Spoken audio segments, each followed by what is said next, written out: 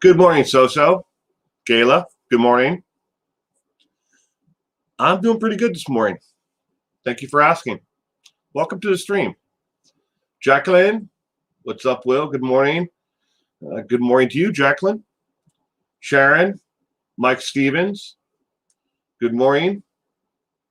All is great. Kathy, good morning to everyone. Hope you're all doing well this morning or afternoon in Scotland. Deborah, good morning. Welcome to the stream. We got a Debbie, Deborah. All right, this morning. Good morning, Will. How are you feeling? How's your head and your shoulder? I hope you're much better. Debbie, I'm doing better. The headaches have finally subsided, so that's a good thing. I was getting tired of taking the medication, which made me drowsy all the time. But pretty good. Shoulder still bothers me a little, not as much as it did, but I can feel it every once in a while, depending upon how I move it or what I'm doing. Good morning, Short Nice.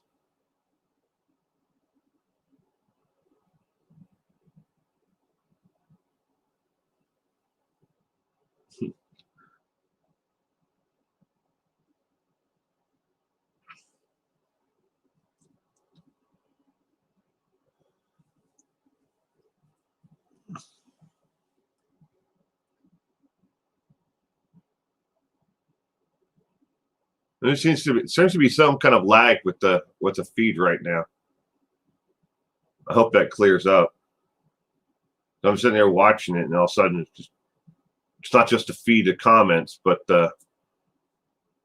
every once in a while, the wheel of death pops up in the middle. Alice, Kent, Reichart, good morning.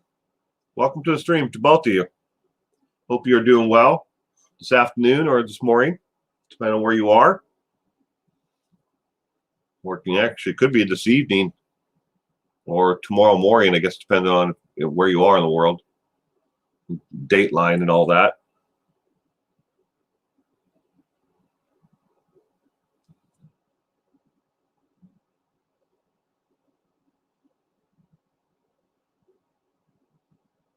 Yeah, Deborah, the headaches were from the assault, but the shoulder, I took a tumble and I broke my collarbone, but I also overextended two muscles in my shoulder. I guess that's the best way to say it. I guess that's what they call it, overextended the muscles. So the muscles got pulled, and then when they went back together, it kind of left like a little bit of a bump loop in the muscle tissue itself. Reichart, you're driving through Wyoming right now on I-80. Wow. Kathy Palm, it is 10 a.m. here in middle of Tennessee.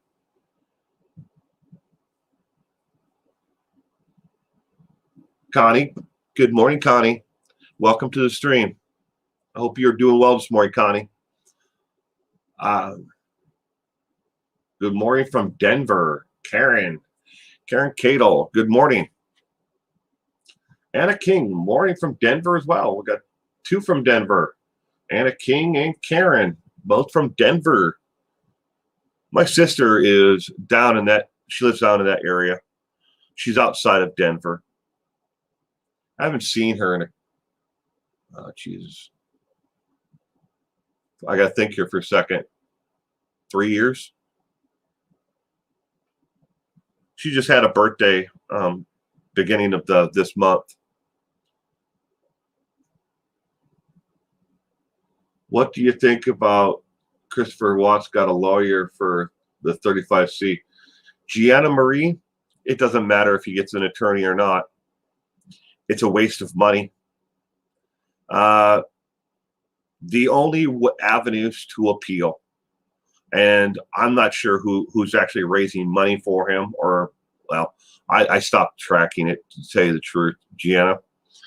But the only avenues to appeal is he has two underneath the Colorado state law, under the state constitution there for his plea agreement. He only has two avenues to appeal. He can appeal one on the grounds of ineffective counsel. And trust me, if there was anything at all that was where he got ineffective counsel, either in either the bargaining part for the plea agreement that he entered into, if they were not effective and did not follow what he wanted to be done, then he can apply for an appeal underneath that. The other avenue to appeal, and the only other avenue to appeal, number two, is an error by the state and the district attorney and judge in the case that they somehow miscalculated his time, or they overwent the sentencing standards for his crimes. And it's not there. There's no errors. Because after all this time of everybody looking in on the case across the board, and we're talking millions of people are aware of the case, but a lot of people have dug into the case, and it's come up in law schools, and it's coming up on certain websites where attorneys talk about and discuss cases. If there was an error anywhere at all in the case where he had an avenue to appeal, we would all know it by now. So whoever's paying for an attorney for him, they're just throwing their money away. And anybody who thinks that he has grounds for an appeal is, well, they're fooling themselves.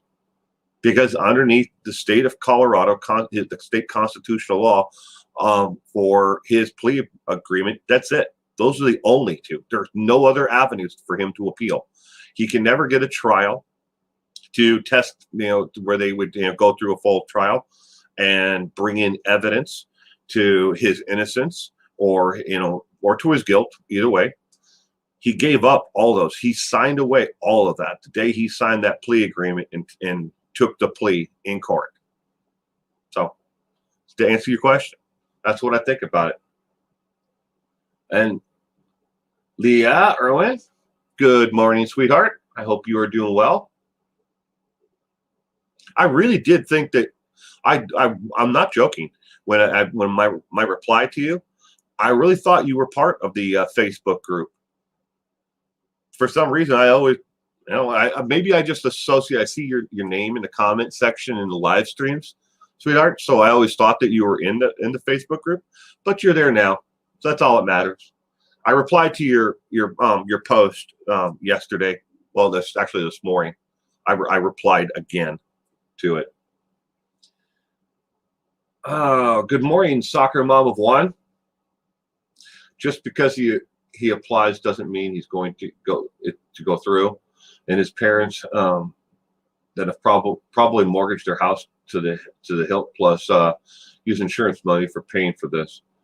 The insurance money that they got from the estate, yeah, they'll probably use that if they're the ones who are hiring the attorney to try to get him out or to get some kind of leniency or resentencing.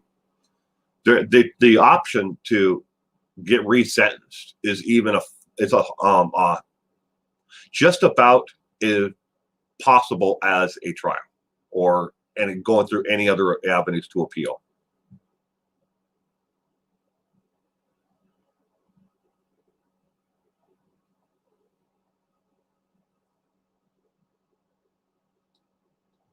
That's true. That the appellate court they have to find grounds. Obviously, I'm not an attorney, and I'm sure that Scott Reich could explain it a lot more, a lot better than I could over on Crime Talk. I don't know if he's going to cover it or not. There's nothing really there for us to talk about other than it's a waste of money, a waste of time.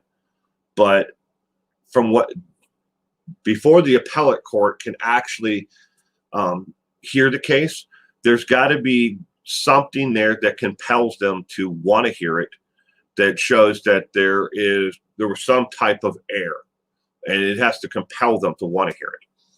I mean, you can spend all the money in the world, like you said, on an attorney to try to fight it, to try to get it to in front of the court to have them hear it, but it's a waste of time and money.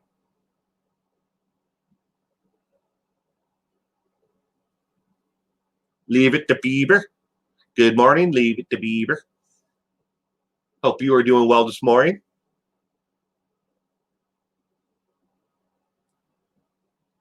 Mr. Frosty.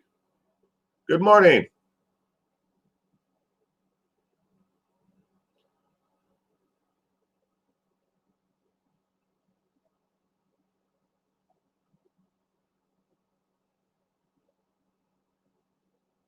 Yeah, there's some really pretty parts of Colorado. I like the Denver area and Fort Collins. It all depends on what you really. If you like outdoor recreation, Colorado is the place for you. I don't like Long Beach is too congested for me. Too many people. I don't like the. I mean, I've been to California. I lived in California for a spell. But yeah, I like where I'm at now.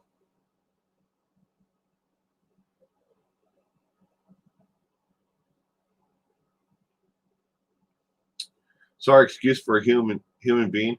His mom needs to face the reality that their son is an evil, soulless, no good for nothing. Connie, I hate to break the bad news to everybody else to end up the statement, but the apple doesn't fall too far from the tree in that family. A lot of the same personality traits that you can see in Christopher Watts, you can definitely see in Cindy. It's scary. It really is.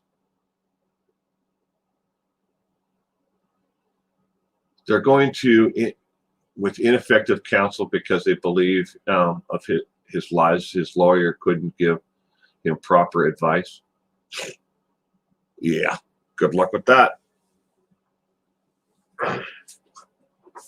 I think looking at the circumstances and from everything I've read about what his attorneys did, and I see what they did in their conversations and everything else with him, I think that his attorneys did not only everything that he wanted them to do, what he asked of them to do.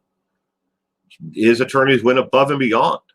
They got him transferred, out of a prison where everybody there knew exactly where he was going to do, and they got him sent to Dodge Correction. And that was the safest move for him. They didn't have to do that. They didn't have to ask, that he'd be transferred out of Colorado. He could have stayed in Colorado and done his time there. Sure, he probably would have preferred to be sent to a prison in North or South Carolina, but Virginia. Well, I think Virginia would have been the next closest prison that has a security level that. Yeah. I question anybody that talks ill of Shannon, as if being quote unquote the B word constitutes her and her children being murdered for just disgusting. I agree with you there, Leave It to Beaver. Likewise, I have an issue with anybody who, and I understand why people say the things that they do to an extent, but I constantly get people who comment on videos that I made about the Christopher Watts case, where they want to. It's like they're trying to justify the crime. They place blame upon Shanann for spending excessively on shoes and handbags and clothing. And they say, well, look at that closet. Look at how many handbags she has, how many pairs of shoes that she has. She spent her money, and spent that family, and she made them poor. Well, it's wrong. It's just wrong to do that. But I understand where they're coming from. They want to be able to justify, or find some kind of fault with what she did and how she spent money, but they don't look at it as a total picture. I mean, it doesn't matter if she took every dollar that came in the house and spent it all on something fruitless that she was never going to make money off of. Doesn't justify the crime. Nothing justifies that. Nothing ever will. Good morning, K-Love. Sorry I missed you earlier. How funny is his name is Watts, and his head looks like a light bulb.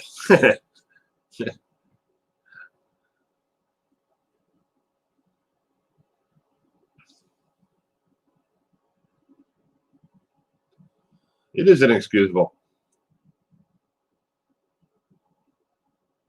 Right, Kurt? He definitely could have left a relationship, but he couldn't. In his mind, he couldn't. And I've tried to explain this to the people before, but they don't. They want to say, then is when I try to explain, the psychology behind what he did. A lot of people then turn around and say, well, he must have been talked into it or pressured into it by Nicole. And that's not even an option in his mind.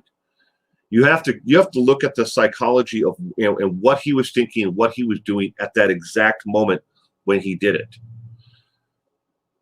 And it's hard. It's hard for people to be able to wrap their head around, because you can't sympathize, or put yourself in that position if you've never been there or studied the psychology behind what makes someone do things like that. I mean, family annihilators are a completely different sect of killers than any other killer out there. They feel compassion for their victims, but at the same time, they're doing it because they feel that the victim, wife and his children in this case, he really truly believed that they were suffering just as much as him, and that there was no way that he could just walk away from it all. He couldn't just walk out and start a new life with Nicole. It's like the ball started rolling after he killed Shanann.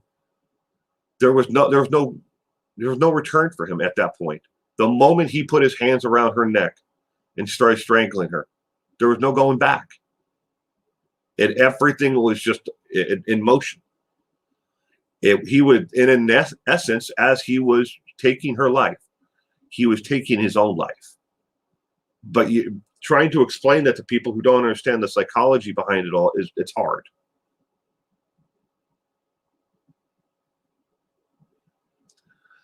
Connie, the truth when it comes to the clothes, shoes, and handbags and everything else is Shanann purchased a lot of it at discount stores like Ross and other discount. It's like last year's fashions. She purchased a lot of it that way, and a lot of the clothing and stuff that she hadn't worn in years. She purchased when she was married to her first husband back home, and even if she purchased everything a month before or over the entire relationship when she was married to Chris, she worked damn hard her entire life. People have to understand, she purchased her own home, no mortgage. She paid for cash outright, purchased her first home then paid for it to be remodeled. And then when she divorced her first husband, that marriage dissolved. That was her money. She worked damn hard for it. So who's the faulter for spending her own money, working hard and wanting a better life, or spending all that money on her daughters and giving her daughters, the best, in this world. But thank you, Gianna.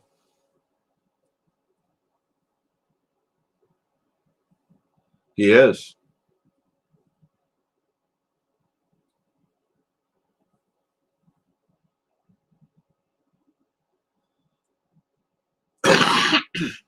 Gayla, I've spent a lot of time reading about and studying, family annihilators. Most family annihilators end up killing themselves in the end. They have no plan to walk away. And it happens. I mean, just in the last week, I read about 5 cases that have happened across the United States where someone killed, their children, and then killed their spouse, and then ended up, they're always listed in the media as murder suicide, but they don't look at the actual what the case is about.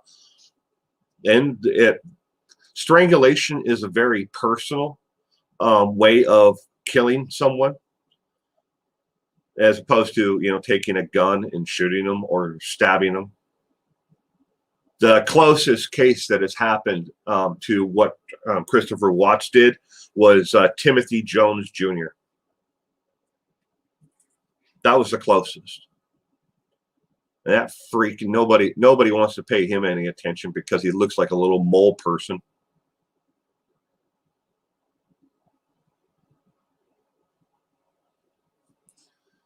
JY, good morning. Welcome to the stream.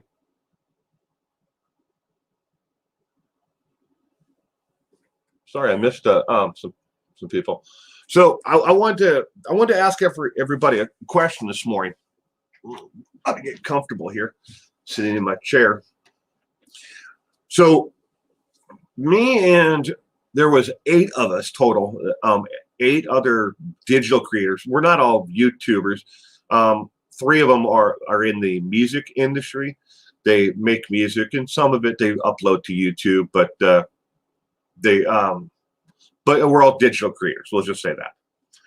But we were talking the other day in a group, and we were discussing what do you define as success?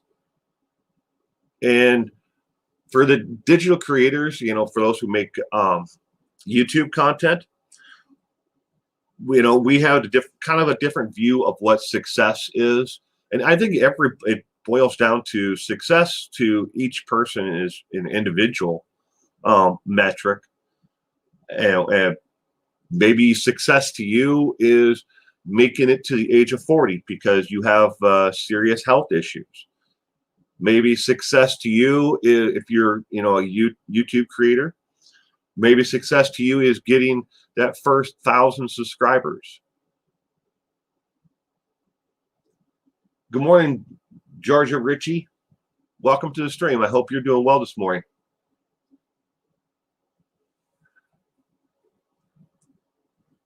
But so the bigger question we had was, what is success to you as an individual?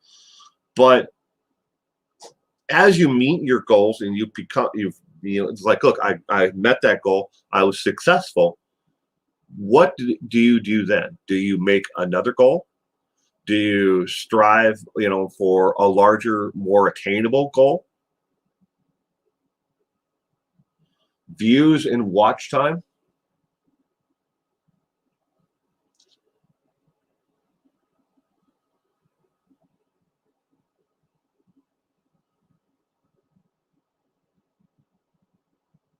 I'm good.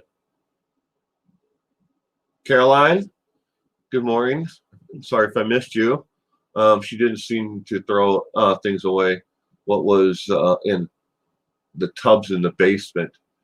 In the tubs in the basement, you're talking about the plastic tubs in the Christopher Watts home. A lot of those tubs that were in the basement were inventory that she had purchased because in the pyramid scheme for Thrive, what she worked for, and in the garage as well.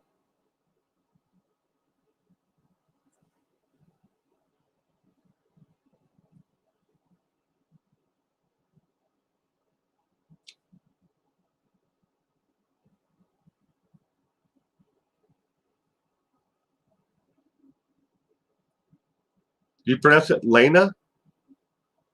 Lena Christensen? Good morning. Welcome to the stream.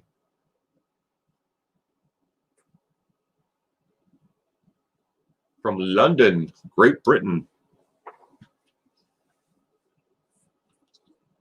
You just try to live. I don't have many goals. Maybe pay off bills, but that seems never ending. Well, that's life, short and nice. I mean, my goals never end. Ask the kid PewDiePie. He keeps having to reinvent himself. I've never watched PewDiePie. Sorry, I may have seen one or two videos here and there. I watch a lot of like larger YouTube channels, but I don't watch it because I like the content or trying to get ideas from it. I watch larger channels because I want to see what they're doing and how they're presenting the information. But if a lot of larger channels like PewDiePie and Mr. Beast, they don't really have a message. It's about a lot of nothing. But hey, I guess that's what people want, right? 40 million people want to watch someone do nothing or talk about nothing. Really important in life. To each their own, though. I mean, if that's the kind of content you like, great. I don't have anything against it. It's not for me. But I watch it, like Mr. Beast and some of the other channels like that. I'll catch a video here and there, but just to see how they're presenting the information.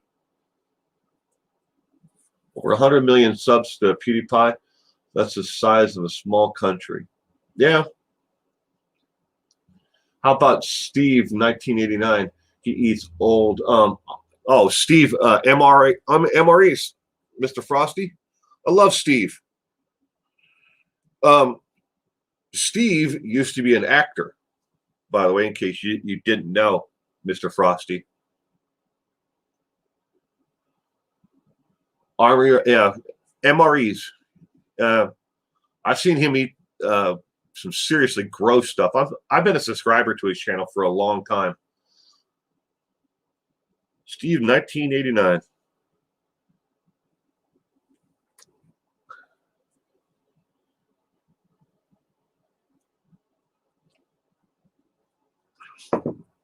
Yeah, he's done bit roles here and there. Nothing ever really famous. He did some stunt work in the past, Mr. Frosty. But he's very well respected within the community in those channels that are out there who talk about not only MREs and war collectibles, but he's very well respected within that kind of genre.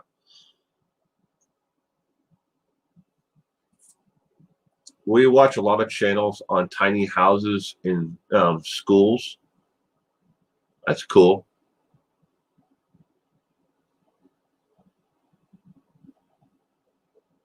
I was gonna say, Lisa, that you can have 100 million subscribers. I know channels that make more money at 5,000 subscribers than channels who have 5 or 6 million subscribers. And people look at when it comes to subscriber counts, they say, well, look, this guy's got 100,000 subscribers. This channel has 20 million subscribers. They're successful. No, not necessarily. They got a lot of people who have subscribed to their channel, I have a friend who she has 8 million subscribers. Her content, she gets lucky if she gets 2% of those, who are subscribed to her content to actually watch her content. People subscribe to channels that and never watch the content. There's people who've never made a drop of content who have hundreds of thousands of subscribers. But that's not really a metric, though, to determine success. And from the day one that I started on this, go on a little side rant here. When I first started this YouTube channel, someone that I know who is very dear to my heart, who is a YouTube creator. I won't give his name out or anything else because I want to keep our relationship where it is. But he told me, he goes, the one rule that you need to understand when you start a YouTube journey, making this YouTube channel and content, is the one rule you need to understand is one. The hardest subscriber you're ever going to get is your first subscriber. The next metric that is important is 1,000 before you can apply to become a member of the YPP program for AdSense to make any money. The next level is 10,000. At 10,000, you have more options to upload, save, premieres, whatever. Okay, but more things become available to you at 10,000, on YouTube and what you can do, longer, videos, streams, stuff like that. Next level is 100,000. And then at 100,000 you get a nice little shiny plaque you can put on the wall in the background. And then next level after that is 1 million. But it's all one. You have to start off with one subscriber. You get that first subscriber. Then you have to get, and keep that subscriber and build from there. Oh, Miss Murder Australia. Thank you for the super chat. I appreciate it, sweetheart. I hope you are doing well. I had somebody comment the other day on the video we did together, and they wanted to know if you were still on YouTube. They said they couldn't find your channel, and I found it and I sent them the link to it. So they were very appreciative of it because for some reason they said they couldn't find your channel. But I hope you're doing well, sweetheart. Nurse Bev, good morning. Sorry if I missed you earlier.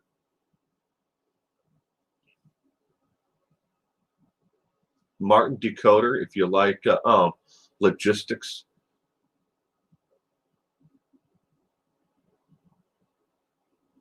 I've been watching tons of movies, reactions, and song reactions. I'm not sure what that is, Mr. Frosty. Song reactions. Is it people like they hear the music for the first time? Are you talking about that? Or they view it for the first time? I've seen some of those, if that's what you're talking about. I've been playing games lately. No need to get back into true crime. Been crappy 12 months. Oh, I'm sorry, Miss Murder. Miss Murder Australia.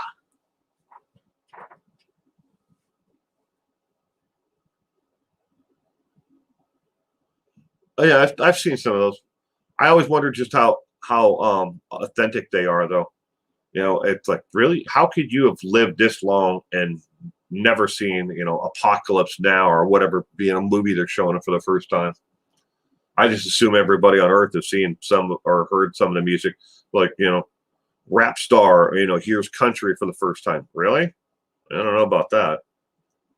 Or Led Zeppelin or whatever. I think that was the last one I watched was a reaction video to Led Zeppelin, Stairway to Heaven.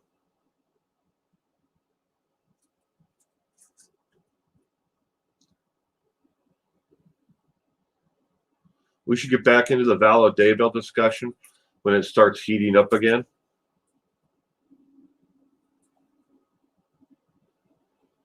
you know, I don't think it's ever going to go away.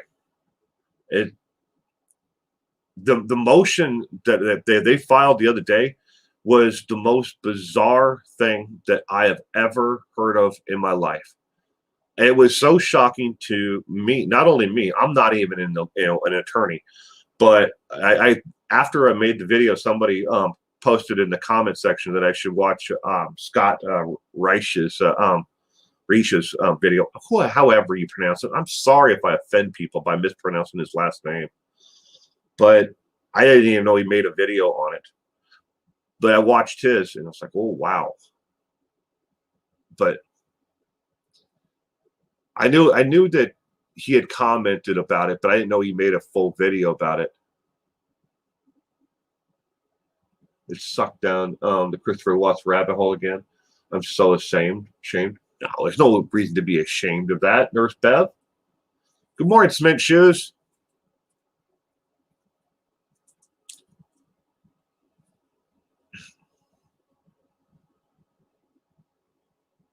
Did you see Pryor yesterday? Smiling when they vacated the current hearings? Yeah. Well, good morning, Shay.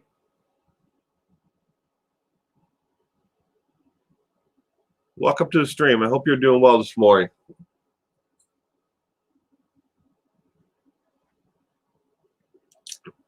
Caroline, I think that's the one that I watched, was the kids reacting to Stairway to Heaven. Now, I can understand that, though. You know, children, not necessarily, have ever heard of Led Zeppelin. Anna Brown, I agree, Nurse Bev and Connie Kelly. I'm calling Monday to get rid of my cable service. Don't need it. Haven't watched TV in the past year. We don't have cable either. We dumped it. We stream everything. If you have a smart TV and you can get on the internet and connect your TV to the internet, there's no reason for cable anymore. And if there's somebody in your household that's a sports fan, just pay for the like ESPN or Major League Baseball or whatever. You can get it right on your cell phone. And if whatever. I mean, I don't know why anybody pays for cable anymore. And we were really surprised when we first dumped our cable. Well, we had satellite, then we had cable. And I was like, forget it. Now we just pay for internet.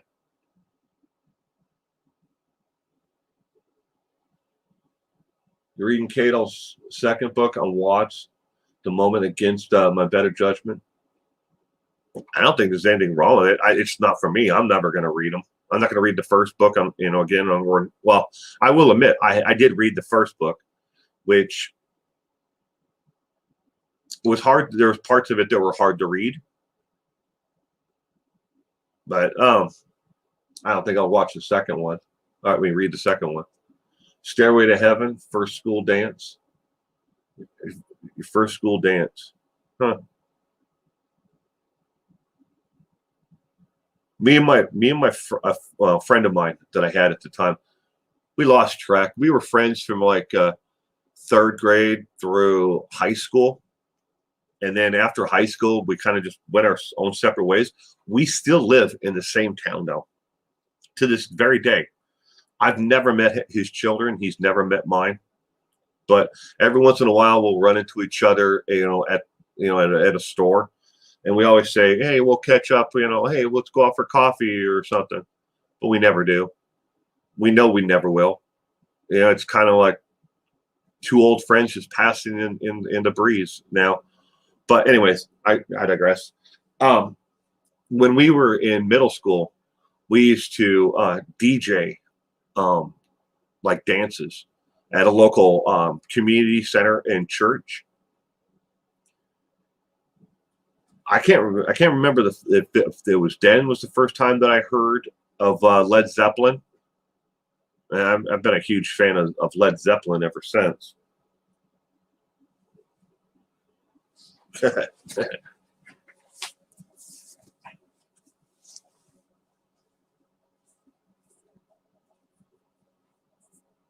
1977.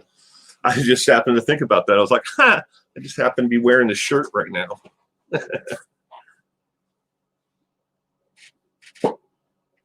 You got your cast off 2 weeks ago, and I didn't think about being difficult to walk. My muscles felt like this cement. I have minimal range of motion in your ankle. Just keep on with your physical therapy, Nurse Bev. It'll get better. Gianna Marie, I'm feeling better. The headaches have finally gone away, which is good.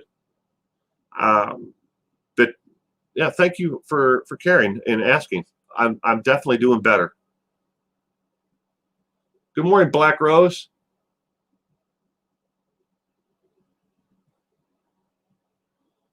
Oh, it's the concert T-shirt for Led Zeppelin, Gala.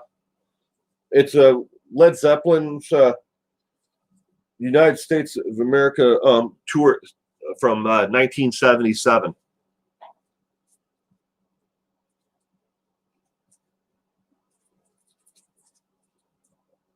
You're not going to physical therapy? Well, if you don't go to physical therapy, Nurse Bev, there are a lot of great videos online, especially on YouTube, for physical therapy and what you can do for strengthening, and trying to get some of the balance back. If you don't want to spend the money, or you don't want to go to physical therapy, but you can do it at home yourself, just sitting in a chair. Start off, really simple that way. If you can get some of those elastic bands that they sell, you can buy them at craft stores, and I know you can buy them at, I don't know where you live in the world, but here where I live locally, we have a craft store called Joann's Fabric, or Fabric Land. But you can go there and you can buy the elastic bands that way, that you would sew into like a shirt or waistband. But you can buy something just as simple as that. Buy 2 yards of it, and then use that as a resistance for building up and helping with the rebuild the strength. So look into it.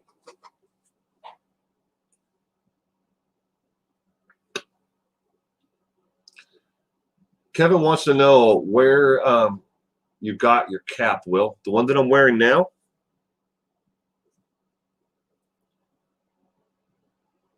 This one? Kevin? So all right. MTFU, all right, is a men's organization that I belong to. It started in Spokane, Washington, and it was in regards. This will give you the brief synopsis of how the group started. The group started out in Spokane, Washington. It was basically a bunch of friends who were sick and tired of the way society was going and how Facebook was. The algorithm on Facebook is always pushing the opposite beliefs to you. If something politically pisses you off, they will shove that down your throat because it enrages people and it keeps them on the platform longer. So it drives up the how they can advertise and make more money off you. Thank you, Mark Zuckerberg. But we wanted to get and find a place where we could, just as men, we could mentor each other, and we could help each other, and we could bring back the handshake, deal. And it's basically, it started off with that. Okay, we're all going to be civil. We're going to work together to get things done, and we're going to bring back the handshake. Your word is your bond. And so it started off in Spokane, Washington. Then we had about 39,000, and then we expanded outside of the United States and around the world. So in the Spokane group right now, there's close to 60,000. And then there are separate chapters all over the United States, different groups. There's a YouTube channel that is not associated with us at all. It's a member who uses the name, and then puts it out there.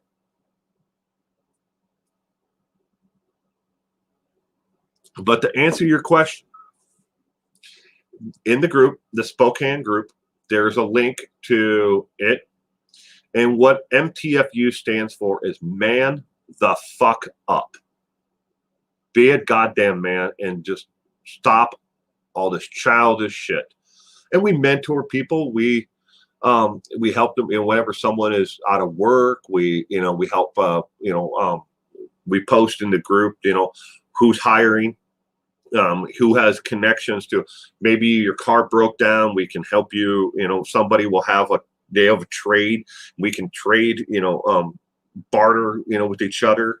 And we've given away cars. We've given away vehicles, trucks. We've given away lawnmowers, firewood in the winter time. We also help raise money for nonprofits and for small businesses. We do a lot of things besides just being a bunch of guys who, and there's a family org part of it as well. There's the MTFU family that, but on the MTFU on Facebook, it's only men are allowed in it. No women, no children. You have to be over 18 to be in the, man the fuck up.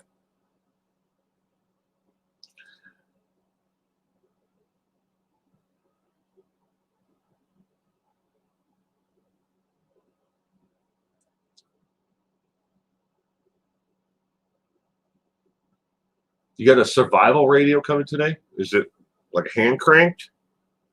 I've got one of those in my bug out bag, Mr. Frosty. A survival radio. It's got a compass, and it's hand cranked, and after it's got a little battery that charges up from the hand crank itself. I think it's just AM, FM. I don't think it has shortwave capabilities. Can you join? LOL. You can join the family group.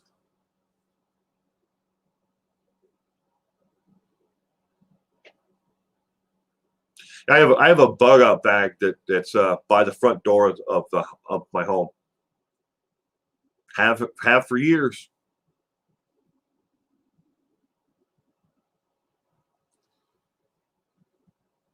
Well, Nurse Bev, I hope that you find some relief from the pain. I really do. I don't want you to be in pain anymore. Good morning, Dawn Marie. How are you doing this morning, Dawn Marie? And welcome to the stream. What's in it? There's a lot of stuff in it, Mr. Frosty. See, there's two 72-hour. Sorry, apparently I forgot to turn off the notifications on my computer. There are two 72-hour survival meal kits in there. There's a pew pew, and things that go boom that are associated with the pew pew. There's paracord, couple of knives, fire flint stick, fire starter kit, homemade charcoal, first aid kit that not one that you buy off the shelf, but it's one that I made myself.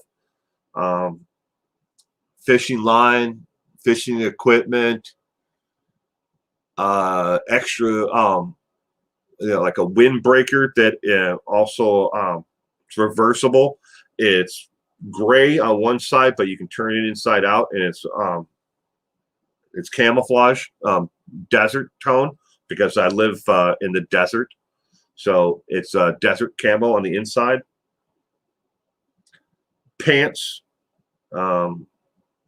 socks, emergency blanket, trash bag that can be used as a poncho. That's basically what's in it. Along with the emergency radio. There's two multi-tools in there. One that's got it's got it's about that long. All I say about 11 inches in length. It's a survival tool, multi-tool, but it also you open it back up the other way, and it actually has a small bolt cutter in it.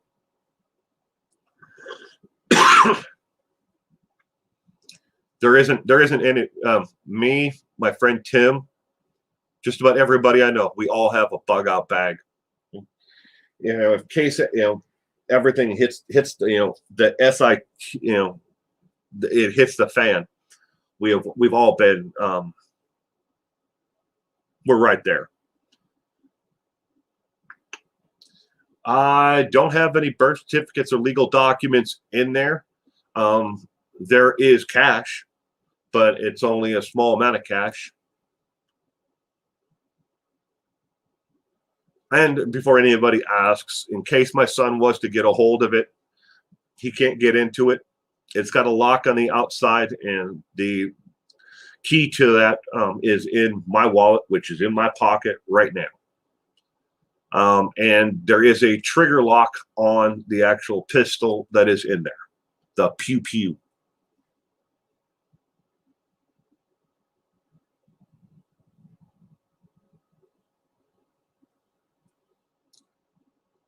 For Tylenol 3. Yeah, you can't get Tylenol 3 just anywhere, Caroline. But it does work really good. Or you can just take Tylenol and some kind of caffeine with it. Love bug out bags. I have a little one I'm putting together for my youngest grandson. Cool. Sweet Tea's Journey. Good morning and welcome to the stream. My papa has made my kids and my mom, the whole family, have those for the big farm. Our family lives on. He even has an underground place. Oh, he's got a bug out bunker. That'd be cool. We have all of my friends and I. We all have a location. We have a off the grid camp. Won't say where it is, but we have a place that in case everything was to hit the fan that we all agree upon, that is where we will all meet up. And we have a lot more things there at our disposal. Won't get into what we have there, but let's just say that we can live off the grid, for all of our families for quite a long time.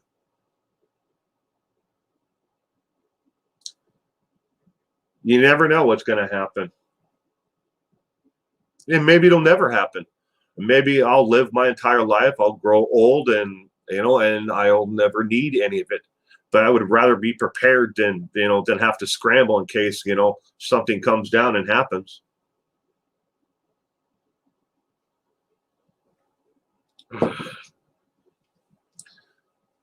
Glad to see you too, Sweet Tea's Journey.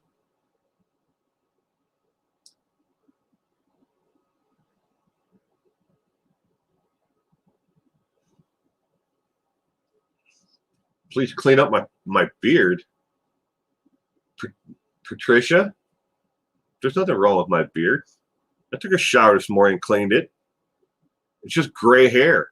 I'm never going to dye my hair. I think it makes me look, my age. Distinguished.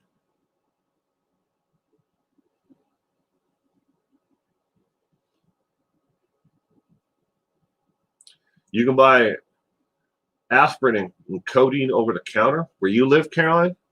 Not where I live. Can't buy codeine here. What state do I live in? I live in Washington State. Black Rose, yes, I am golfing today.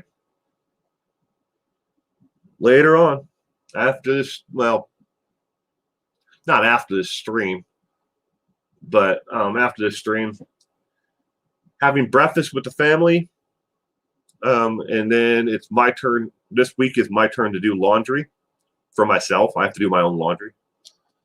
So I got to, change a couple loads of laundry. And then after that, I'm going to go golfing. Desert in Washington State? Yep.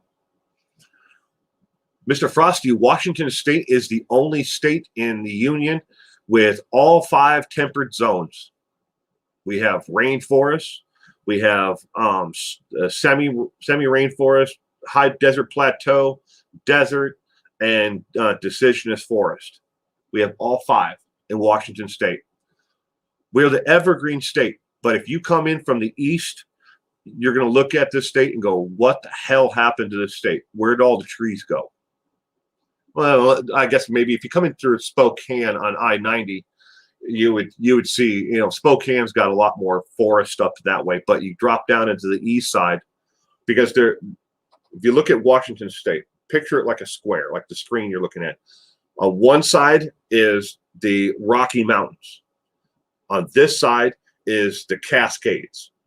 And everything in between, the clouds come up over the top of the Cascades, and they don't get a chance to necessarily drop down in between.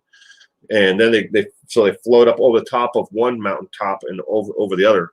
So everything in between is dry desert and nothing.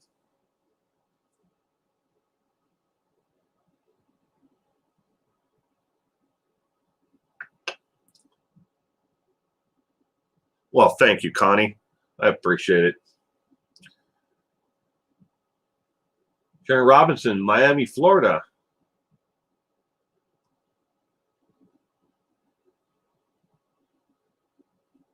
You drove through Washington State in 2019.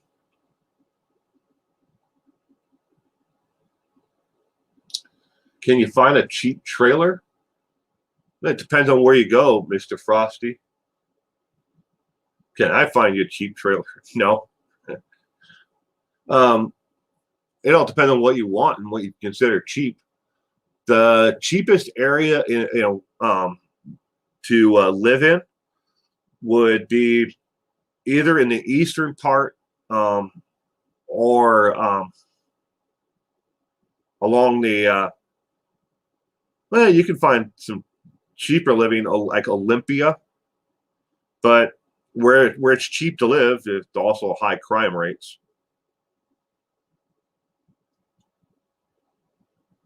No, I'm not. I do take offense to some people. I don't know how I'm going to reword this. Start over. I take offense to people who lie about me. But saying that I should do something with my beard or my hair or me personally, I'm not offended by it at all. This is me. This is really who I am. I have no reason to try to be, fake or, to make myself look like anything, other than who I am. I am literally sitting here, ladies and gentlemen, on this stream right now in my pajamas.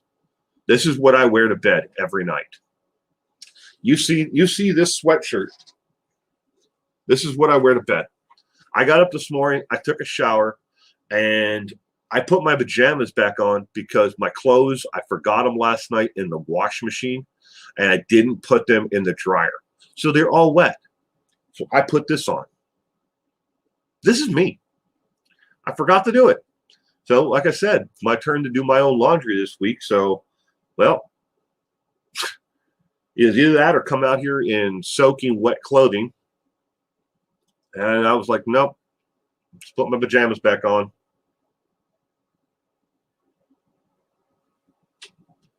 Ain't nothing like the real thing, baby. Jimbo, welcome to the stream. I hope you're doing well, Jimbo.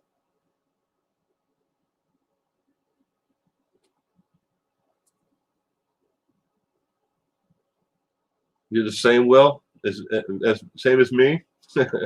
Like it or not. Like it or not, this is who I am. That's why we love your channel. You are so down to earth and you're real and you take the time to chat with us. Well, Anna, I want to meet people. And I really do care about, how everybody's doing.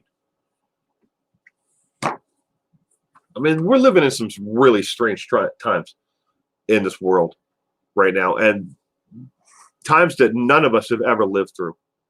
And the only way we're ever going to get through this is if we care about each other and we actually work together. So, and good morning, Lisa. I saw you there, trying to sneak in there.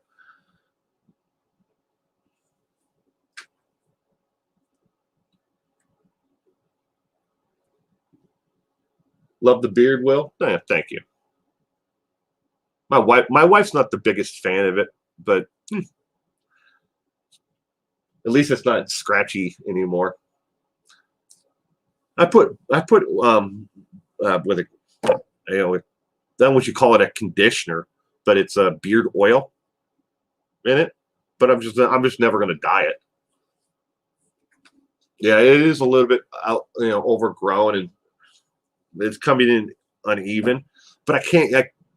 We finally, where I live, we finally made it to stage 2 of the COVID shutdown, and at that point, barbershops and stuff like that are now finally able to open. And my wife can go get a manicure and a pedicure now. We still have to wear a mask, but the place that I go, not the same as where she goes and gets her manis and pedis, but the place that I go to get my hair done, they also have they have a gentleman who cuts my hair. He actually he'll trim up my beard for me, and I buy my the beard oils and stuff like that there.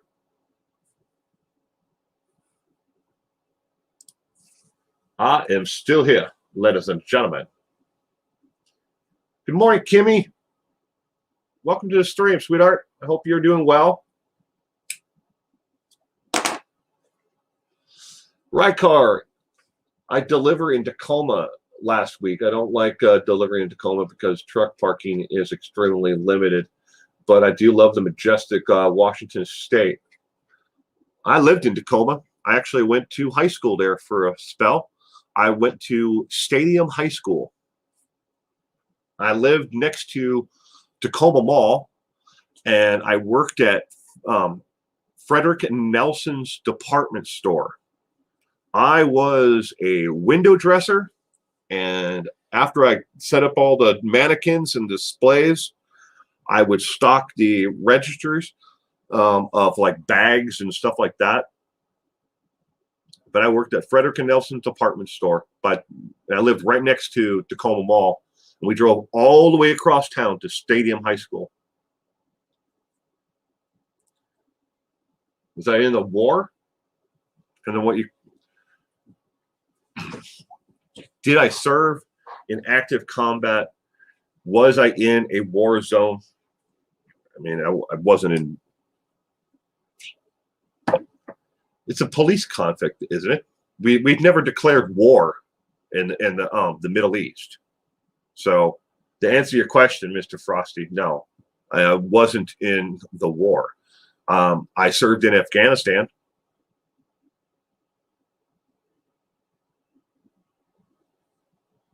Good morning, Chatterbox. I hope you're doing well, sweetheart.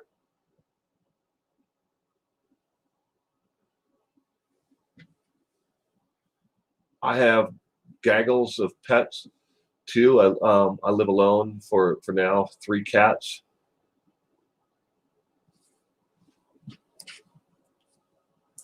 I honorably served in the United States Marine Corps. Once a Marine, always a Marine.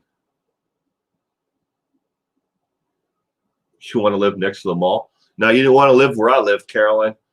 It was not the best neighborhood. On one side of the street that I lived on in Tacoma, we had Crips, the gang, the Crips. And on the other side were people who half of them were in either the Army or they were in some type of, law enforcement or something like that. And there's like 6 houses, and 3 of them were in the Army. I can remember. But man, that was just a terrible, terrible neighborhood. But the reason why we drove all the way across Tacoma to Stadium High School was because of the the gang issues.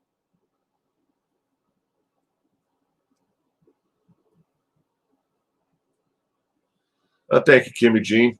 Appreciate it. Thank you, Gayla. I had learned how to groom dogs during the lockdown. Now I could have a new profession as a groomer. I have a friend who owns a dog grooming business. Couldn't tell you the name of it if I had to. I just they have dogs that do. And I'm trying to think of what they call it though. Equestrian, I guess, events for dogs. They do obstacles. They sniff out different things. She's got an English Springer Spaniel, but they have more than one dog. But they own a dog grooming business. Semper Fi. Thank you for service to your country. Well, Kevin was in the Army back in the 80s. Well, thank you, Kevin, for your service.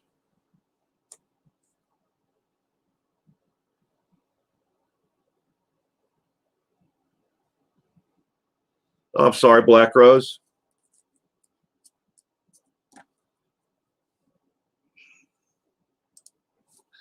Well, Black Rose's brother was killed in action in Vietnam in 1970.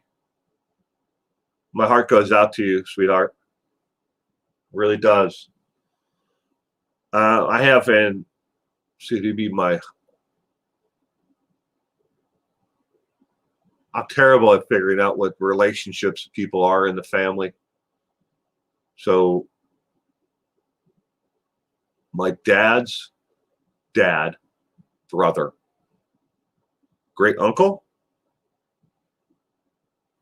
is a World War II at KIA. He's on the memorial, World War II memorial. They never found any of him or the other, I think 4 guys who were with him at that time. We know we have the whole history of what happened, according to the Army, but how much of it's real and what but it sucks. It really sucks.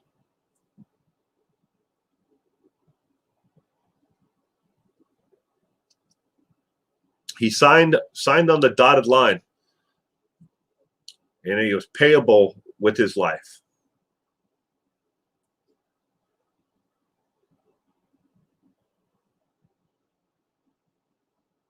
Sorry, I read to build a fire. I'm not familiar with that, Mr. Frosty.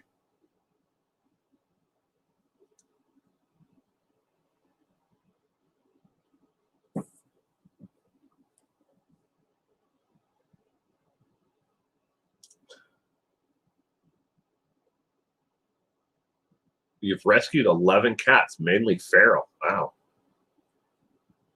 Well, thank you for doing that, Nurse Beth.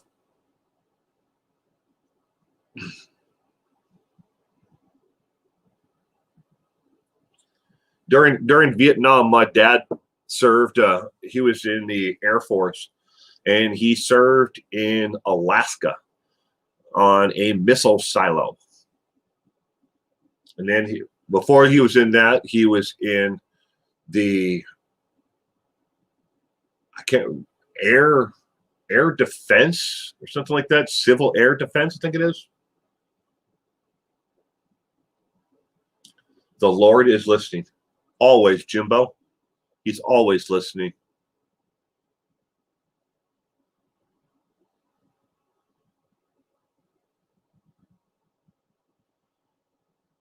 Your first husband was there in 1970.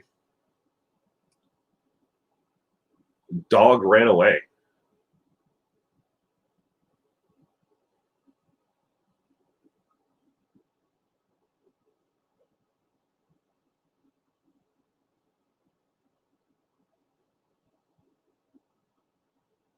Huh.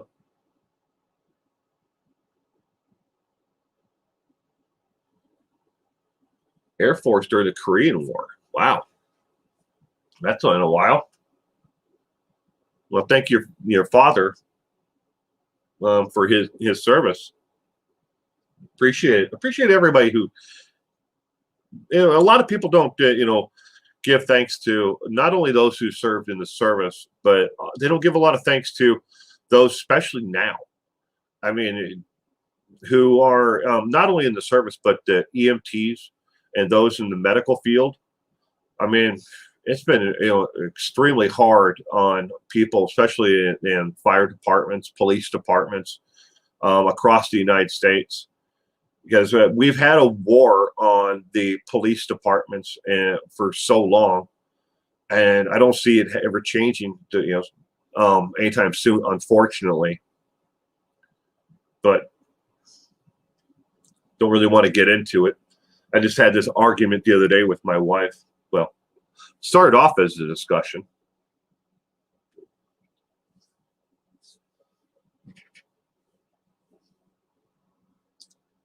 My grandfather was on the USS Biloxi during World War II. In the house, I have from World War II. I have my grandfather's picture. So I'm not kidding. It's longer than I can stretch my hands here. It is probably 3 feet in length. It's like a panoramic view photograph of his.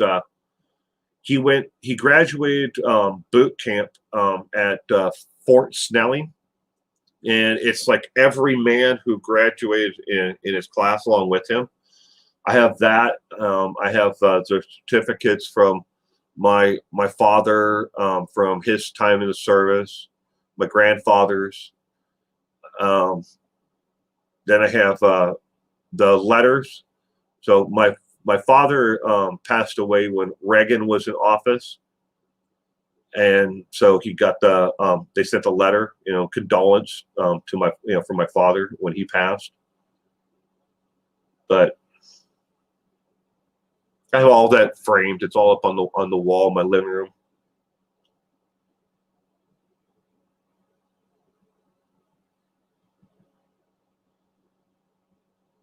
Yeah, Gayla. It's a sad state of affairs, and I hope that it would change, but I don't know. It really is disheartening sometimes when I look at the news, and people are calling for a 50% defunding or 75% of defunding of police departments, and then they watch crime rates go up, and then they're like, "Well, why is the crime rate going up?" I'm like, "Well, what do you think happens when you take away the funding and they can't put officers on the street? What do you think was going to happen?" Oh, you wanted to move the money to counseling and to nonprofit organizations so they could step in. Okay, how's that working out? And I look at what's going on in Seattle. It's becoming a shithole, and not because of the homeless crisis. It's because of what they've decided to do with defunding the police department. I wouldn't go there. I wouldn't even go there on vacation now. And I feel sorry for anybody who lives in that area. And I've got a lot of friends and family who live up there. And they're like, you got to get to the point where they don't know what to do. Where are you safe anymore? You call the police, and unless you're being murdered right now, they don't really want to come. They don't have the officers. They don't have the manpower to do the investigations. Cases are backing up because they don't have the manpower to investigate them anymore. They only make $55,000 a year to start. Wouldn't want to be a cop or a teacher. I had a really interesting conversation with not too long ago with my son's teacher. Now she's preschool and kindergarten, but she gets her salary per year, and she was telling me how much of her actual salary she ends up having to spend just to keep supplies in the classroom, and it's ridiculous. She was telling me she spends close to $7,000 a year out of her own pocket just to keep the classroom running. So because here she has to meet certain metrics, and and they based her ability to keep her job on how the students are learning. If they're not learning and they're not meeting efficiency standards, then she could lose her job. I'm like, and you have to spend your own money to do that?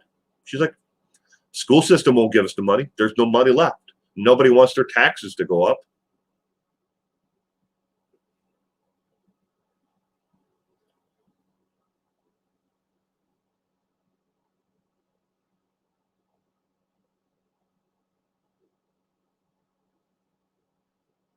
That's true, Gayla.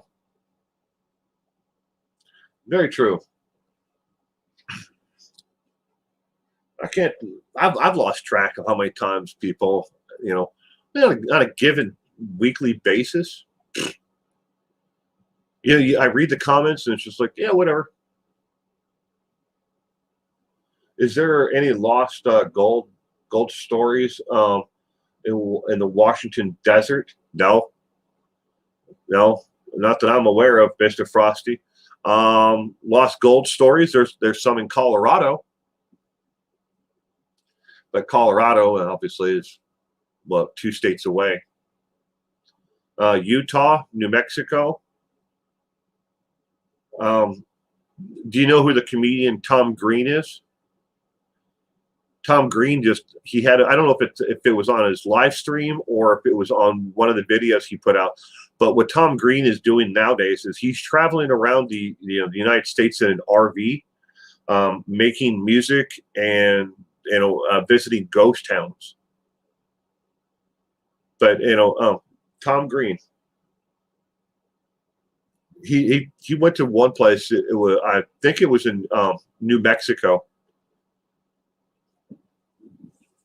I think it might have been 2 or 3 episodes ago, but it's kind of hard to keep up with his episodes because he posts them online and then he'll take some down and he'll put some up and then he'll re-upload the video. So it's kind of like not everything is always necessarily in the order that he originally uploaded them. So in California, we get a paper sent home, wish list.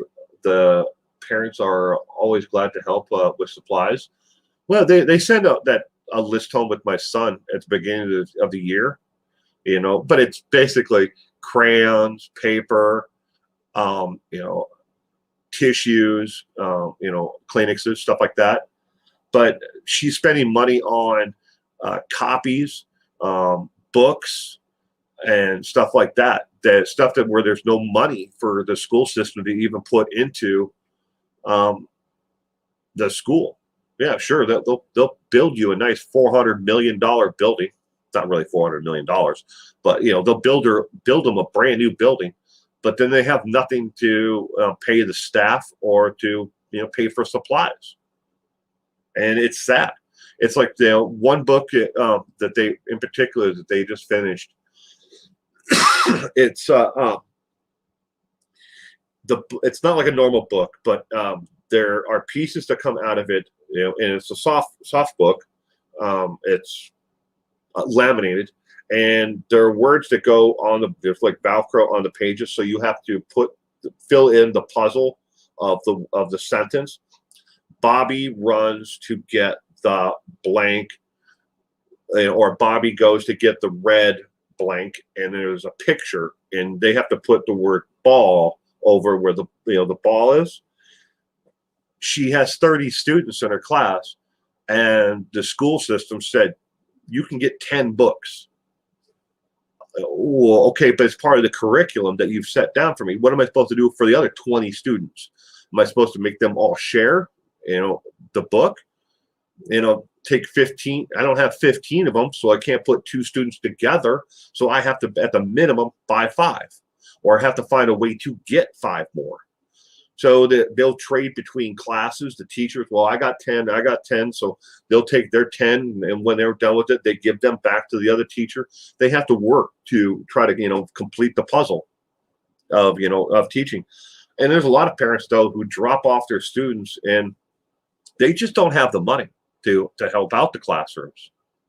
They can't buy, tissues and crayons, extra, paper, pencils and stuff like that to share for other students who don't have it.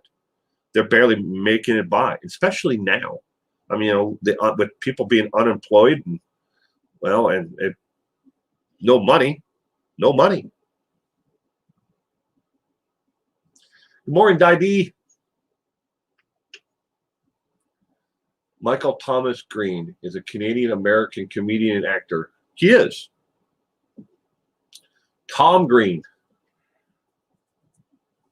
I actually started watching Tom Green when he was on community TV. That is really what it's called here. It's called CTV, community TV. We still have a community TV station here. No money, honey. Yep. You were making $80,000 a year. Maslin, I heard it was like 160,000.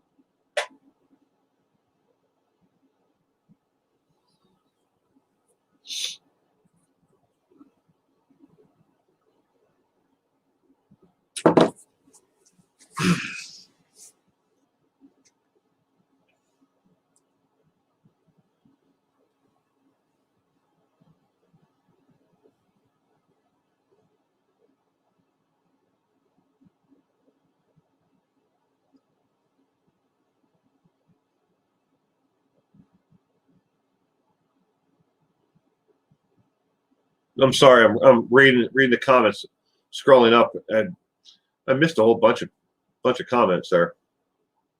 I was doing this, and I should have been doing that, watching that.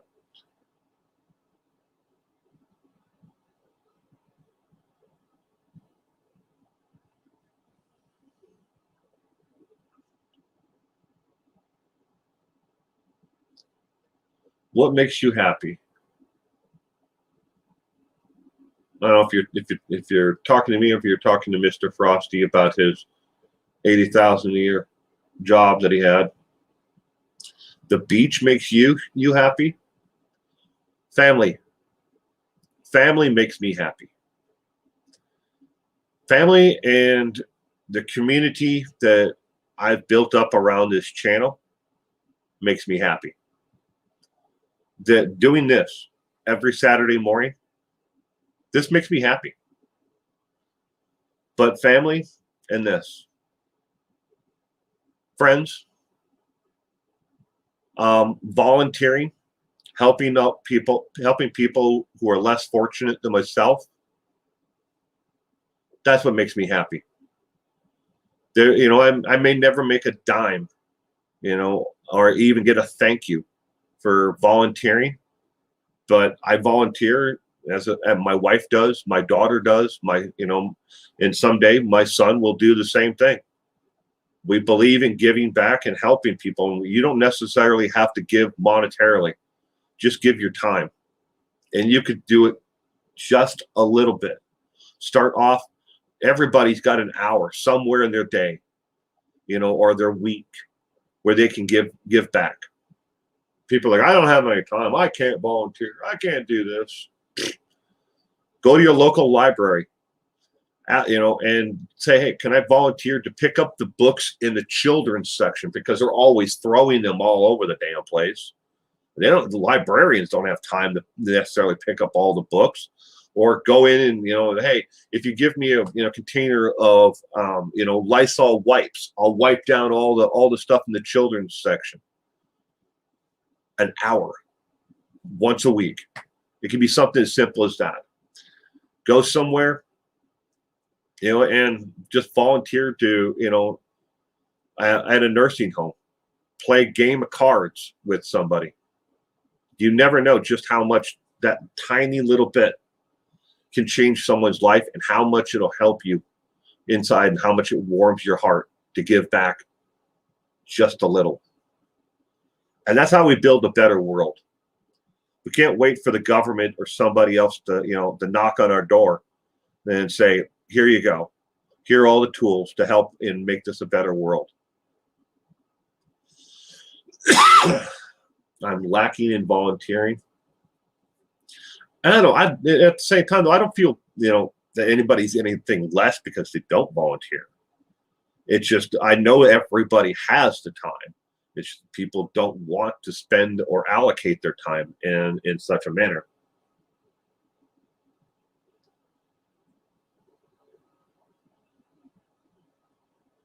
Well, thank you. Thank you very much, Rykart.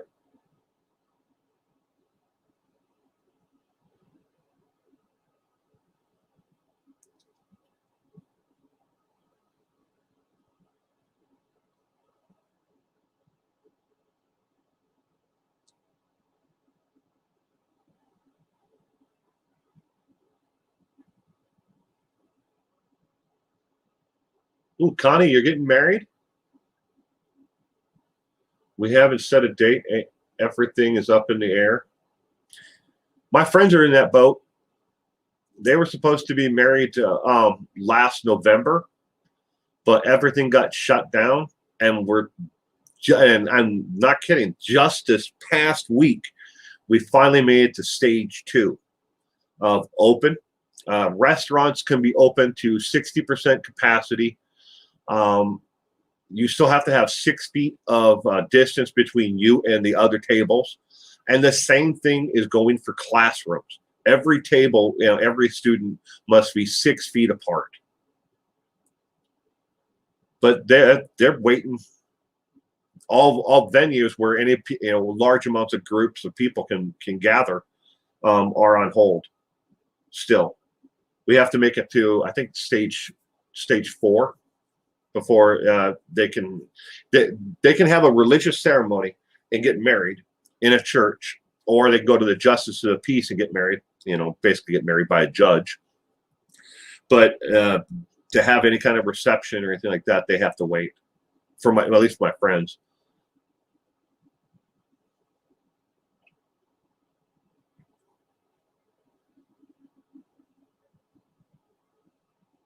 Yeah. That gala, that would do 2 positive things, wouldn't it? It'd be a positive thing for the recipient of the card, and it would help the United States Post Office as well. Juno's Camp. Good morning. Welcome to the stream. I'm sorry if I missed you, Juno. My niece had to change her wedding date till next year.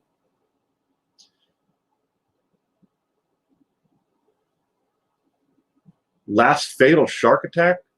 Mr. Frosty, it's been a long time. Long time. The waters off of the coast of Washington are too cold for sharks. You get hammerhead sharks and stuff like that, but you won't get anything like great whites or anything like that up this part, because we get the waters. Put my hands so you can actually see it on the screen. Come from Alaska. They come down along the coast and then into the Washington Peninsula, and then they come along the outside of the coast. The water's too cold for most sharks. We get a lot of whales, orcas, humpbacks, killer whales, a lot of killer whales. You can take a canoe out. Well, I don't know why anybody would, but you can take a canoe out into the Puget Sound area, and you can actually watch the whales. I wouldn't do it. Sounds stupid to me to be on a kayak and but people do it all the time.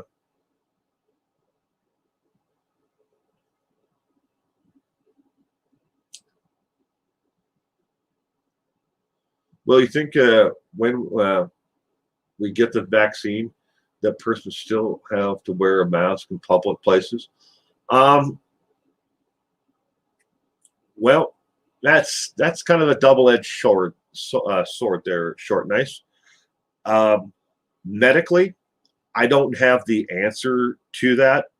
My wife would be better to answer that, and I will try to get her to answer that question on the live stream. I mean, not like live stream, but on our video. I'm going to write it down right now. I'm going to have her address that on our next podcast episode. But you get the vaccine. The question is, can somebody who's gotten the first dose of the vaccine, can they still get the COVID or one of the mutated strains? I don't know the answer to that medically. I don't think they can. Or if you've had COVID and you've recovered like me, can you still get COVID-19? I don't know. But I know for myself, I'm not going anywhere, near anywhere until, without a face mask on, until all this is over with. And until we get a herd immunity and we get, enough people out there who've had the shot, because I'm not willing to go through it again myself. It sucks. So I'm going to write the question down. Hold on a second, everyone.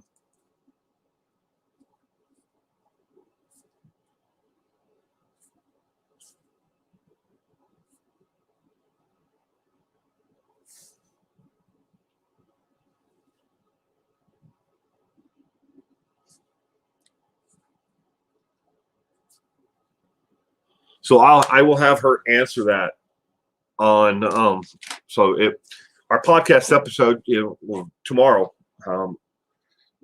So I'll have her answer that. I don't know what the subject matter is. Unlike a lot of weeks, we are behind this week in shooting, so we haven't done it yet.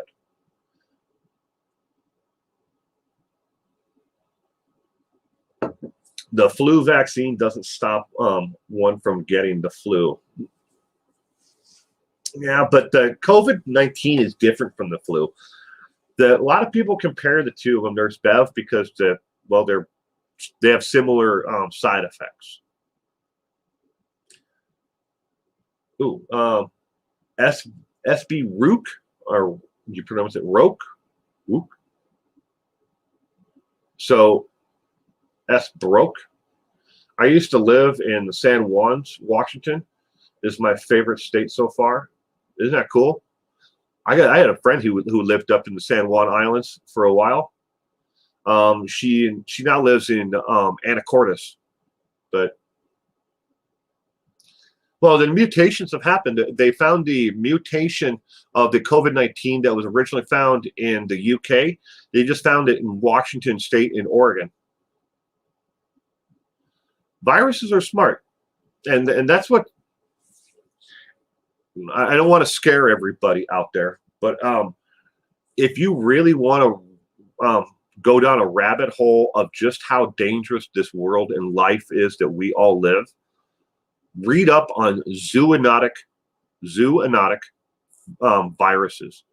There are over 3 million viruses that are found in the animal kingdom that can annihilate, kill, and completely wipe out every man, woman, and child on this planet if they were ever able to make the jump from animal to human. Over 3 million. And when certain things, in the zoonotic world, jump from animal species to humans, we have devastating outcomes, as we are seeing right now with the COVID-19. And there are people out there who track these things, and there have been other things that are like I don't know, want to give an example. I know I'm probably going to be wrong, but the ones that pop in my head is like Ebola, that has made the jump from animal to human. You don't ever want to get Ebola. You don't ever want to get the COVID. It sucks. But Toxic Orchid, welcome to the stream. Hope you're having a wonderful Saturday.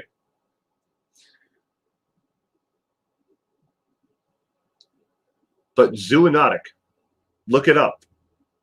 Just put that into Google. Zoonotic viruses. It is very, very scary. Some of the things that are out there that are in the zoonotic world that, I mean, could wipe every human being off the face of the earth, because they have, until it actually makes the jump and it mutates, we'll never know how to fight it. And that's the absolute truth. Well, great. Snowy Photography, welcome. Stardust, I'm pretty sure I missed you as well, but welcome to the chat. Good afternoon. Hope you're doing well. Deneen Bird, good afternoon. From Delaware. I hope you are all having a great Saturday.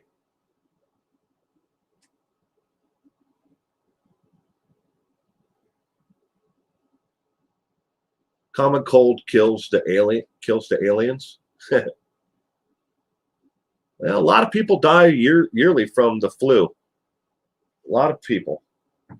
And yet the flu comes back every year because it mutates. The flu vaccine you had from that killed off last year, so it was effective against last year's flu, won't be effective against next year's. They already know it. COVID-19, it's already mutating around the world. There are several different strains, and they are affecting different age groups and populations in different ways. And what's really interesting is, my wife is always talking to me about, and I'll freely admit, I only understand a tiny bit of what she's always talking about when it comes to COVID-19, but how genetics is actually playing into it, and what they are actually looking at the COVID-19, how the strain affects certain parts of the population around the world with certain DNA, basically. But I'm the last person to try to give any kind of medical advice or information on it. I spend my life, reading about how people killed each other. Sorry.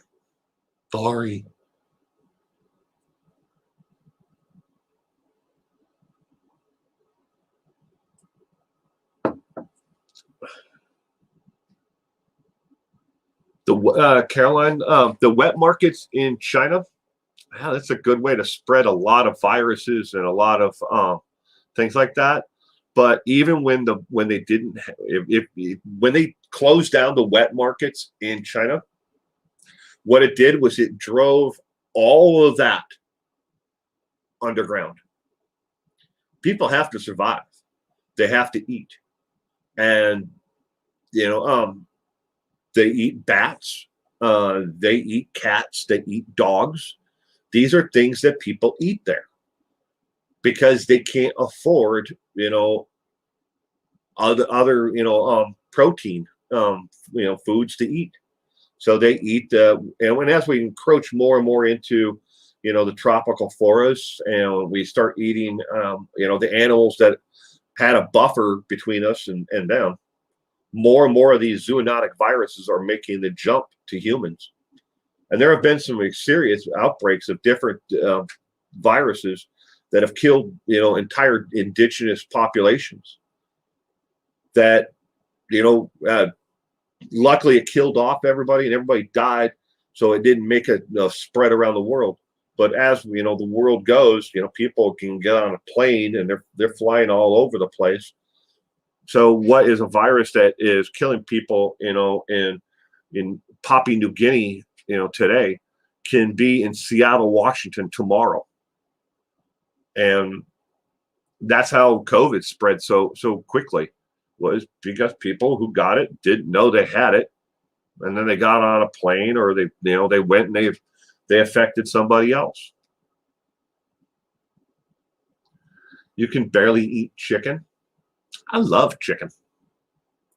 Barbecue chicken. Either that or kind of like a pulled pork, but with chicken. I'm sorry you can't eat chicken, though. It's called poverty. Yeah. And NG, some Chinese places get busted for using roadkill. I don't know about that, Mr. Frosty. You want some Chinese?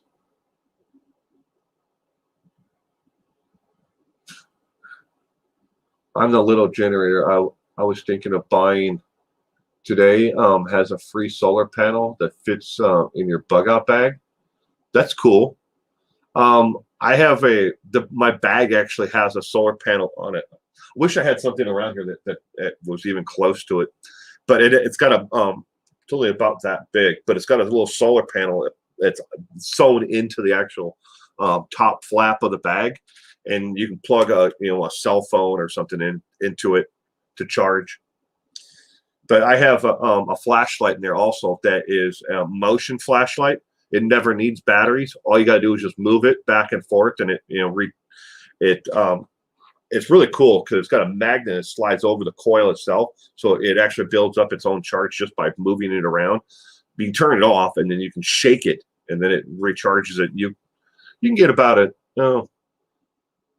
I'd say about an hour's worth of use out of it before it starts to go dead after you've shaken it for a couple of minutes.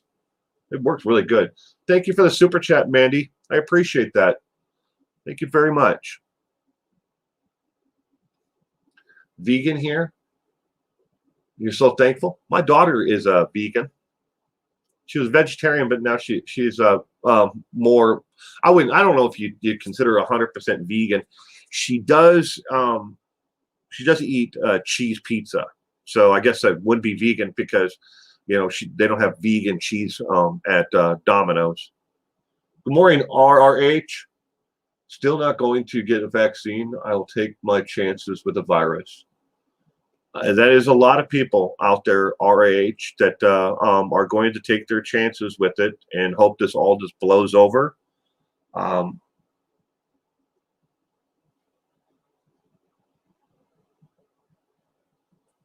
was going to say something else, but I'm not going to. I just hope that the government doesn't get involved when it comes to the point where to get at herd immunity, that we have to force people to get a shot. So I hope it never gets to that point. No vaccine for you either, Mike?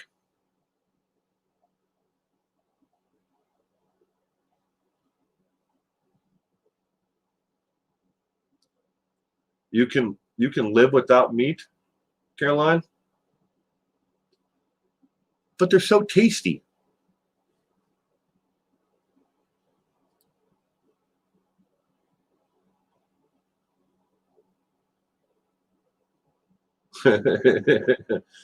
Nurse Bev's husband can eat all the meat, hers and his.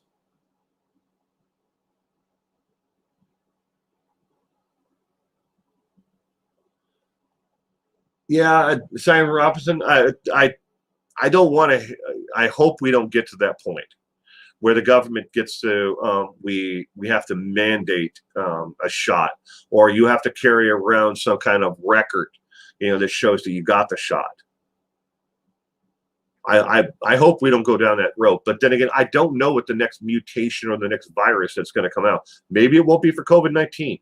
Maybe something else makes the jump from animals to humans, that is more deadly, that doesn't have a 99% survival rate.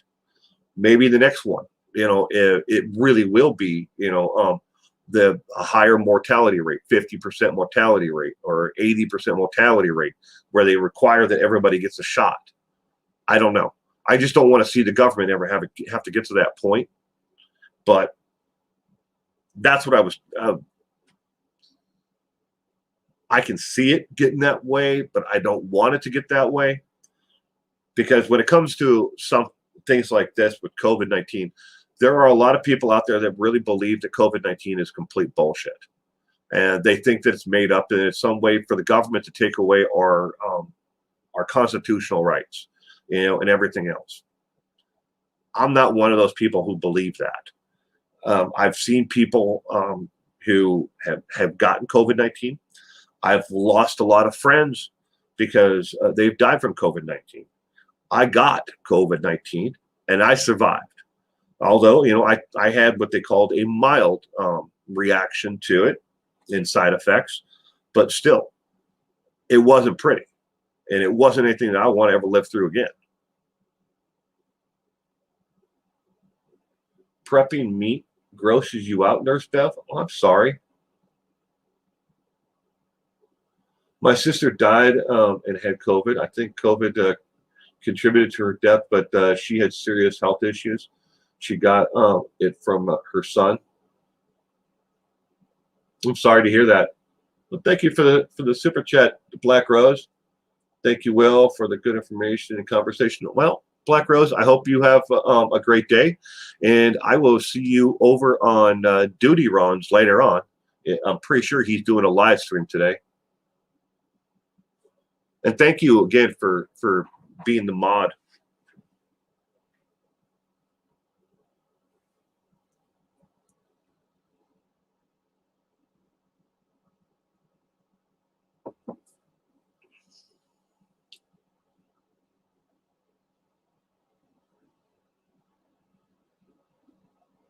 Your friend Wanda died from it. I'm sorry, Connie.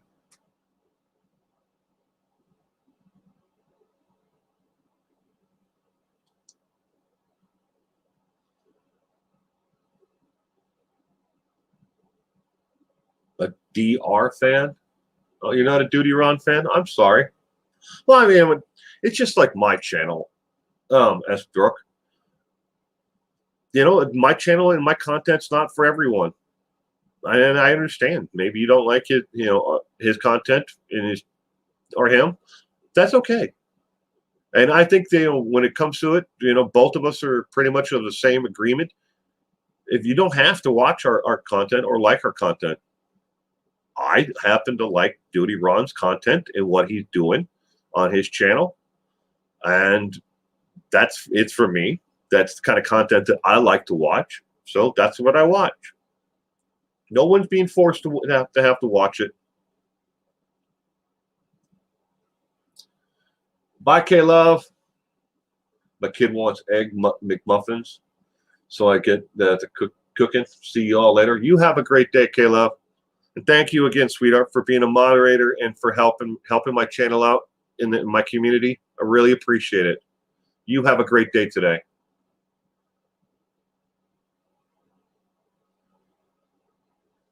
Bye-bye, Black Rose.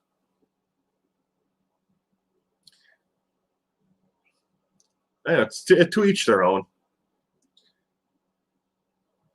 I always find it funny when people comment, or send me a message that says that they're going to unsubscribe to my channel. It's like, why do you have to tell me as you're walking out the door that you're unsubscribing? Are you hoping that I'm going to say something that's going to, change your mind? You've already made up your mind that you're unsubscribing. What am I going to say now that's going to change your mind? But you'd be surprised how many people actually do that. I wouldn't say this daily, but I mean, I see it, quite a bit. People say, well, I'm going to unsubscribe to your channel. I don't like your content anymore. I used to like it when you covered Christopher Watts, but I don't like it anymore because you don't cover Christopher Watts. Sorry. He's old news to me. And unless something, truly, newsworthy comes up, I'm just never going to cover him again.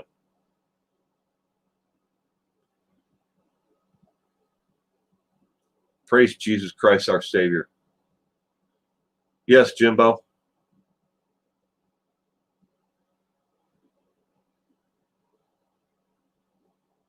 Our Lord and our Savior. Be right back. Need to check my pressure on my pressure canner so I can set the timer. Oh, there are Nurse Bev. There are complete channels out there that the Christopher Watts saga has never gone away. They've never stopped talking about it. They just keep on rehashing the same things.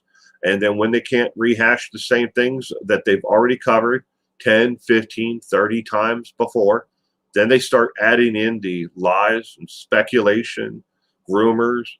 They bring people on who say that they are insiders to it all, and they just start the ball all over again. It's made their channels, and that is the only thing that they have to talk about. Because if they didn't talk about it, nobody would want to watch them. So at least that's what they think. I'm not sure why some people watch their content anyways. And it's absolutely crazy. We should start crying when they say that they are going to unsubscribe. Right? I mean, I don't want to see anybody ever go. I don't want to be so flippant about it. It's I look at it like somebody messages me and they post a comment. I'm unsubscribing from your channel for, and then they give an example of why they're unsubscribing. And I don't respond to it. So they always follow it up. I mean, I wouldn't say always, but I would say a good 90% of the time, if I don't reply to it, they will reply, post a comment, reply to their message, that says, what, now you don't want to say anything? I'm like, what the hell am I supposed to say? You already made the decision to leave. Do you want me to reach out and grab the doorknob and close the door and keep you here? You don't like me, you don't like my content, whatever the reason was that you just gave an example of in your first post that you're leaving, fine, leave. I never asked you to come here and join with me on this. I never said you had to stay. And I think it's they post these things because it's like they want me to acknowledge that they are leaving.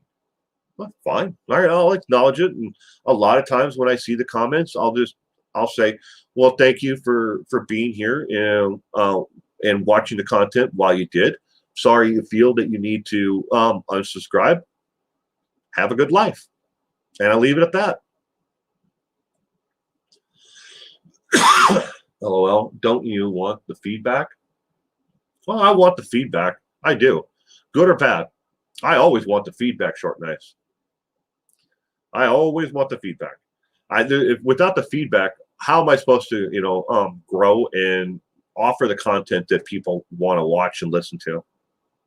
I'm a firm believer in that. You can't just listen to the yes people all the time. You have to hear and you have to see the negative as well, and what people don't like. Unfortunately, 99% of the time, the negative feedback that I get is never really based in factual evidence, or people get down and dirty and nasty really quickly. They don't like your content, they'll tell you everything about it that they don't like, about you as a person who they've never met. I don't know how anybody can not like me because they don't know me. But they're like, well, your hat's dirty. Like your hat. You need to dye your hair. You need to cut your hair. Oh my God, I bet you're in your mommy's basement. I get those all the time. Oh well. Doesn't offend me. It's not really feedback though. And then what feedback I do get is, why didn't you cover this? You should have, you forgot this. You left that out. And it's not that I left it out. It's, yeah, I know I may have I've left it out because I couldn't, document it or support it or prove that it even happened. So can't cover it. Because that's just my content. I'm like, why are you watching in the first place if you don't get what I'm doing here? I think it's pretty funny that they bother to say they're leaving or don't like the content. If you don't like something, turn it off immediately and move on. True. At the same time, Smith Shoes, I get a lot of people who say they're unsubscribing and they've never been a subscriber. So what people don't realize is every time somebody subscribes to my channel, the way that my notification settings is, I get an email. I have an email address set up just for that. Excuse me. But I have an email address. Every time somebody subscribes, I get a notification. And with a notification of somebody subscribing. And I can go in there on Google, on Gmail, and put the name in at the top, and it'll come up and tell me when they subscribe. And at the same time, I get people say, well, I've been a subscriber to your channel for, X amount of years. And I'm like, no, you haven't. I haven't been on YouTube that long. I've only been on YouTube 2.5 years. You couldn't have been a subscriber, to my channel for 5 years. I've only been on for 2.5. So yeah, I automatically know those people are blowing smoke out of their tubey hole.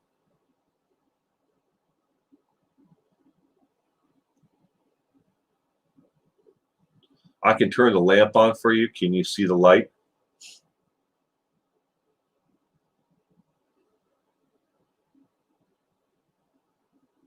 It's true. It is true, Gayla. It is my channel. More T-Money.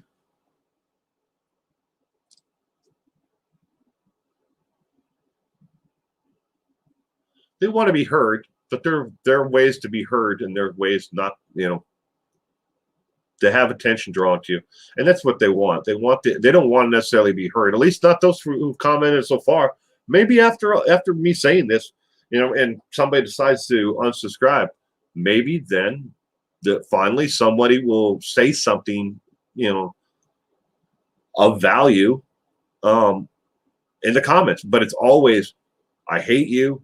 I hate your comment. I hate your content. And I can guarantee everyone right now, this stream, I will lose a minimum of 2 subscribers over this stream right here. I have had no live streams in the past 1.5 years where somebody hasn't unsubscribed to my stream. And it tells me right there on my dashboard. Just click on analytics to the actual video, and it tells me how many subscribers you gain or how many subscribers you lose.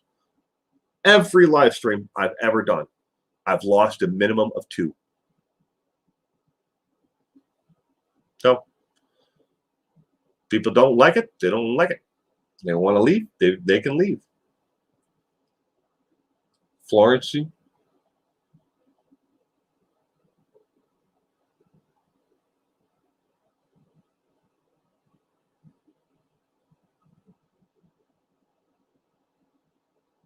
Yeah.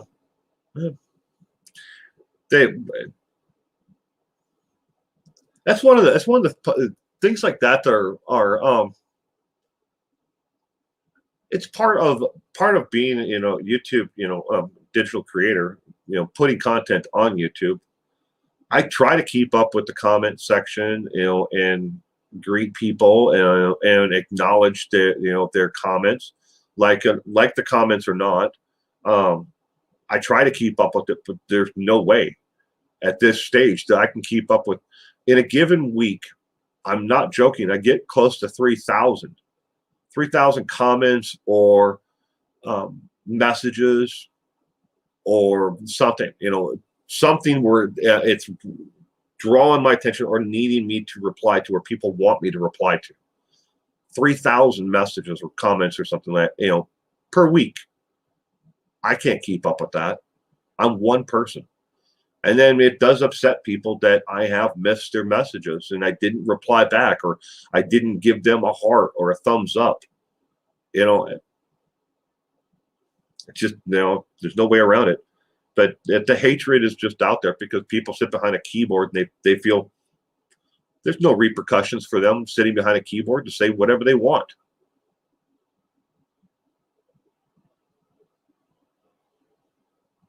Voice text, RRH. I do when I'm on my phone and I'm not here, I use voice to text. I don't use it here in the studio though.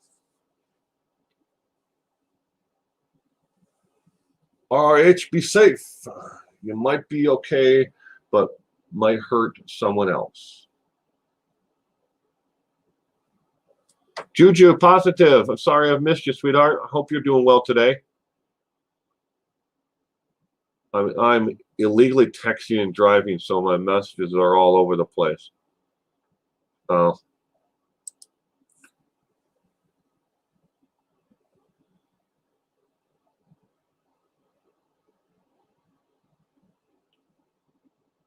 thank you, Short Nice.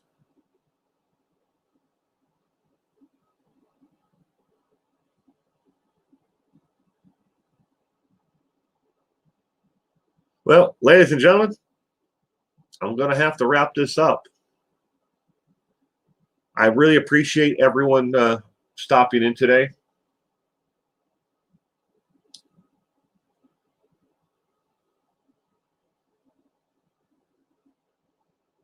Well, I hope you enjoyed. I'm glad you enjoyed the stream, S. Brooke.